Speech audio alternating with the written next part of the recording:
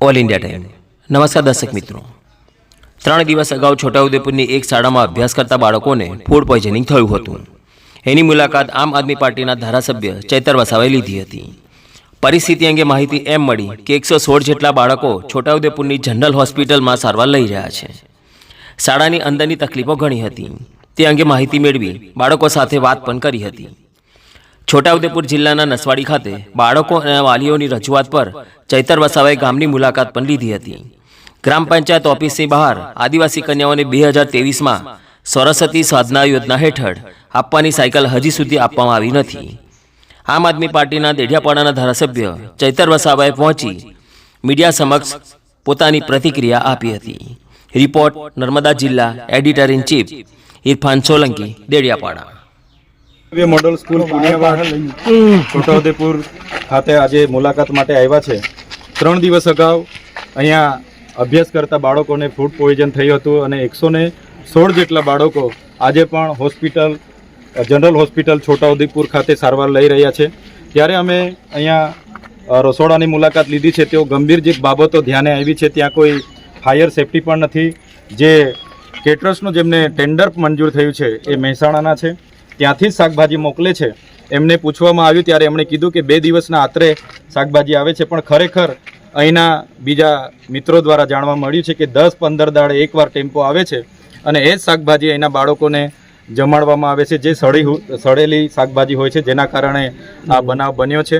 અને ખૂબ જ બેદરકારી આ શાળાના વોર્ડન હોય, આ કેટરર્સના માલિક હોય, એમના દ્વારા કરવામાં આવે છે।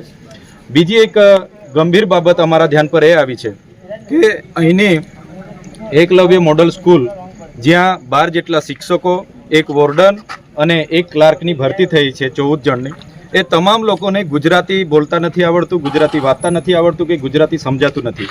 તો આ સ્કૂલ 9, 10, 11, 12 ગુજરાતી મીડિયમ છે, તો કઈ રીતના અમારા બાળકોને ભણાવશે? અને આવી તમામ ગુજરાતની આદિવાસી વિસ્તારોમાં એકલવ્ય મોડલ શાળાઓ છે, ત્યાં તમામ શાળાનો આ પ્રશ્ન છે। ત્યારે આ બહુ ગંભીર બાબતો અમારા ધ્યાન પર આવી છે, તો આવનાર દિવસમાં અમે સરકારને અપીલ કરીએ છીએ, આ અમારા બાળકોના ભવિષ્ય સાથેના ચેડા છે। શું ગુજરાતમાં માતૃભાષાવાળા કોઈ શિક્ષકો જ તમને નથી મળ્યા? અમારી એકલવ્ય મોડલ શાળામાં ભણાવવા માટે તમને ગુજરાતી મીડિયમના ટીચરો જ નથી મળ્યા? ત્યારે સરકાર જાણી જોઈને એકલવ્ય મોડલ સ્કૂલમાં બહારના ટીચરો, બીજા રાજ્યના ટીચરો મૂકીને અમારા બાળકો સાથે અન્યાય કરી રહી છે, એ અમે કોઈ સંજોગોમાં ચલાવવાના નથી। આવનાર દિવસોમાં જેટલી પણ એકલવ્ય મોડલ શાળાઓમાં આવી રીતના બહારના શિક્ષકોની ભરતી થઈ છે, ત્યાંના બાળકોના વાલીઓને સાથે રહીને સરકારશ્રીમાં અમે રજૂઆત કરીશું। પછી પણ અમારે યોગ્ય નિરાકરણ નહીં આવશે તો આવનાર દિવસોમાં આંદોલન કરવું પડશે, કંઈ પણ કાર્યક્રમો આપવા પડશે। અમે સરકાર સામે આ બાબતે ઉગ્ર રજૂઆત કરવા માટે તૈયાર છે।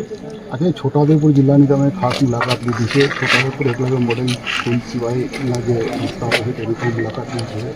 ત્યાં અમે નસવાડી ખાતે, સંખેડા ખાતે જઈને આવ્યા। નસવાડી ગ્રામ પંચાયતના મકાનમાં 400 થી 500 સાયકલો 3-4 વર્ષથી કાટ ખાઈને પડેલી છે। અહીંયા પણ નજીક જે શાળા પ્રવેશોત્સવ દરમિયાન, કન્યા કેળવણી દરમિયાન સરસ્વતી સાધનામાં વિદ્યાર્થીઓને ઘરેથી આવવા માટે સરળતા રહે એના માટે સાયકલોની યોજના છે।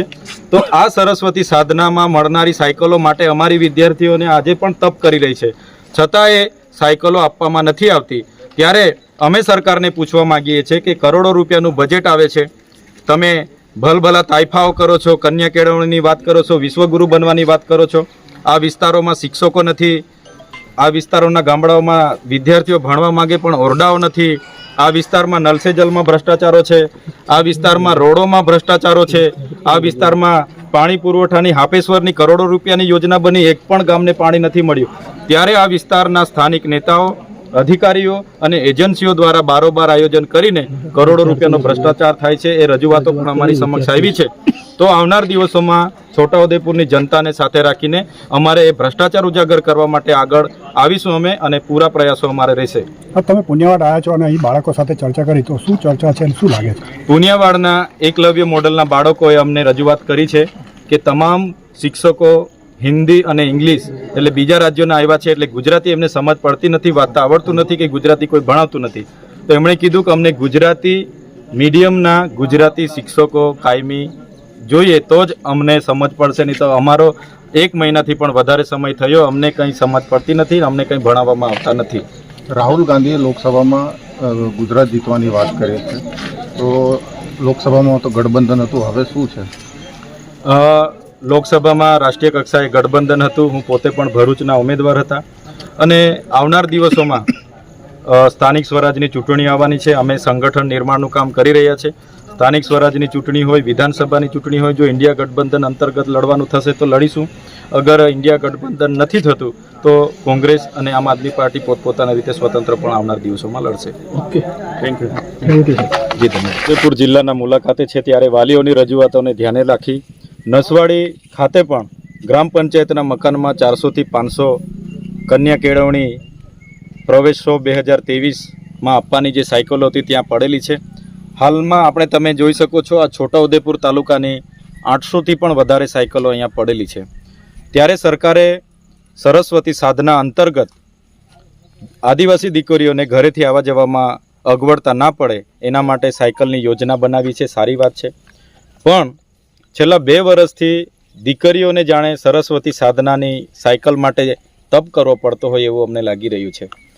આજે આ સાયકલો વરસાદની ખુલ્લા પાણીમાં કાટ ખાઈ રહેલી છે.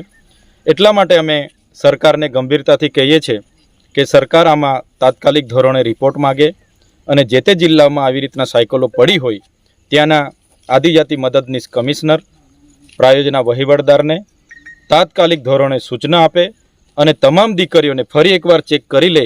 કોઈ સાયકલ ડેમેજ થઈ હોય તો એને બદલીને પણ તમામ દીકરીઓને સાયકલો સમયાનુસાર મળે એવા અમે વિનંતી કરીએ છીએ. સાથે સાથે આમાં ઘોર બેદરકારી અને કન્યા કેળવણીની મોટી મોટી વાતો કરવામાં આવે છે. બળેગા ઇન્ડિયાની વાતો કરવામાં આવે છે. બેટી બચાવો બેટી પઢાઓની વાતો કરવામાં આવે છે. ત્યારે દીકરીઓ સાથે કેમ અન્યાય કરવામાં આવે છે એ અમારો સવાલ છે.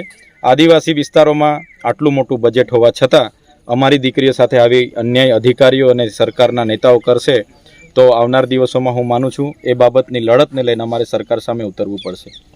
સાથે સાથે હમણાં જે એકલવ્ય મોડલમાં અમે ગયા અને એકલવ્ય મોડલમાં દરેક એકલવ્ય મોડલ જેટલી પણ આદિવાસી વિસ્તારોમાં છે દરેક એકલવ્ય મોડલમાં 15 જેટલો સ્ટાફ બીજા રાજ્યોની ભરતી કરીને અહીંયા મૂકવામાં આવ્યો છે. અમે ત્યાં તપાસ કરી તો એવું જાણવા મળ્યું છે આ તમામ સ્ટાફ એક જ કોલેજ અને એક જ યુનિવર્સિટીની ભરતી થઈ છે. તો અમે સરકારને કહેવા માગીએ છીએ ગુજરાતી મીડિયમ સ્કૂલ છે અને ગુજરાતી મીડિયમમાં સ્કૂલમાં ભણાવનાર શિક્ષકોને ગુજરાતી વાંચતા નથી આવડતું, ગુજરાતી બોલતા નથી આવડતું કે ગુજરાતી સાથે કોઈ લેવા દેવા જ નથી. તો ગુજરાતમાં શું માતૃભાષાના કોઈ ઉમેદવાર જ નથી મળ્યા સરકારને?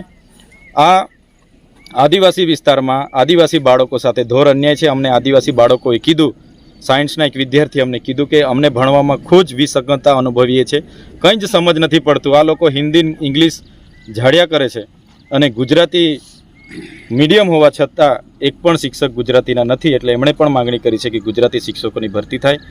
સાથે સાથે આ જે ભરતી કરનારાઓની તપાસ થવી જોઈએ. ખૂબ મોટું કૌભાંડ, રાષ્ટ્રવ્યાપી કૌભાંડ બહાર આવે એવું મને લાગે છે.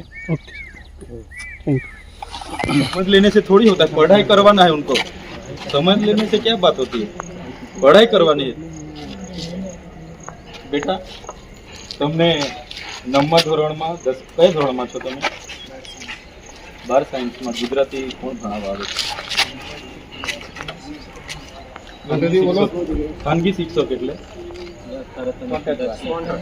એ લોકો છે અહીંયા ના? ખાનગી શિક્ષકો કોણ છે ને શું, કોણે ભરતી કરી, કોણ પગાર આપે છે, કયા ઓર્ડરથી ભરતી થઈ, કોણ છે બતાવો મને. ગવર્મેન્ટના તો કેટલા 9 ટીચર છે કે 10? टोटल कितने हुए? 12 टीचर છે. 12 ટીચરને ગુજરાતી આવડતું નથી. ઇવન વોર્ડરને ગુજરાતી આવડતું નથી. કોઈ ક્લાર્ક બી છે કે તમે એકલા જ છો 12નો? ક્લાર્કને ગુજરાતી આવડે છે ભાઈ? गजब की यहाँ शिक्षण नीति. आप मत बोलिए, मैं पूछूं इतना बोलिए. क्लार्क को गुजराती आती है भाई? गजबનું છે. હવે અમારા બાળકો તો હજુ હમણાં જ ભણવા આવેલા છે, એમને તમે શું ભણાવો? જો ભાઈ સીધી સી વાત એવી છે, 6, 7, 8 આ લોકો એવું કહે છે કે ઇંગ્લિશ મીડિયમ છે, 9, 10, 11, 12 ગુજરાતી મીડિયમ છે. અહીંયા 12 ટીચરો, વોર્ડન અને ક્લાર્ક એમને કોઈને ગુજરાતી વાંચતા આવડતું નથી કે ગુજરાતી બોલતા આવડતું નથી. તો અમારા બાળકોને કઈ રીતના શિક્ષણ મળશે? આપણે વિશ્વગુરુ બનવાની વાત કરીએ છીએ. આદિવાસી વિસ્તારોમાં એકલવ્ય મોડલની જેટલી પણ શાળા છે એની આ પરિસ્થિતિ છે, આ વાસ્તવિકતા છે. પોતાને વાંચતા બોલતા નહીં આવડશે તો અમારા બાળકોને કઈ રીતના શિક્ષણ આપશે? એટલે આ બહુ ગંભીર બાબત છે. આવનાર દિવસોમાં હું મુખ્યમંત્રીશ્રીને, શિક્ષણ મંત્રીશ્રીને, જેમણે પણ આ ભરતી કરી હશે, હું બધાને રજૂઆત કરીશ. અગર જો આ વ્યવસ્થામાં સુધારો નહીં આવશે તો આવનાર દિવસોમાં અમારે જે પણ પ્રયાસો કરવાના થશે, આવનાર દિવસો ગાંધી ચિંધ્યા માર્ગે અમે ખૂબ મોટું આંદોલન પણ કરીશું. કેમ કે અમારા વિદ્યાર્થીઓ માટે કરોડો રૂપિયા આવતા હોય અને એમને ભણાવવાવાળાને ગુજરાતી નહીં આવડતી હોય, અમે ક્યારે નહીં ચલાવીએ. ચોખ્ખી ને ચંદન જેવી વાત, એના માટે અમારે લડવું પડશે. તો સરકાર સામે અમે લડવાના મૂડમાં છે.